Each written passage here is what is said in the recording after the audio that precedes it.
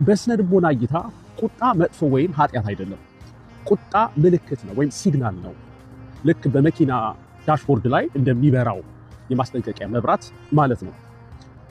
ይህ መብራት ሲበራ በውስጥ የሆነ ችግር አለ ማለት ነው። ኤንጂኑ ውስጥ የሆነ ክፍል ላይ መኪናችን ላይ ማለት ነው። ምናልባት ፍርሃት ሊሆን ይችላል፣ አሁን ለኛ ህመም ሊሆን ይችላል፣ የፍትህ መጓደል ሊሆን ይችላል። ይህ ስሜት ሲመጣ ሰውነታችን ለውጊያ ይዘጋጃል። ልባችን ይመታል፣ ጡንቻችን ይወጠራል። ልክ እኔ አሁን ይህን እንቅስቃሴ ለመቋቋም እንደምወጠረው ማለት ነው። ለአጭር ጊዜ ይህ ጉልበት ራሳችንን ለመከላከል ይጠቅመናል።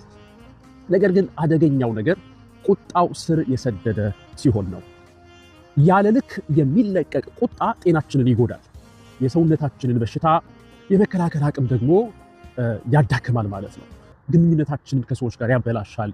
ከማሰባችን በፊት እንድንናገር አእምሯችንን ይለጉመዋል።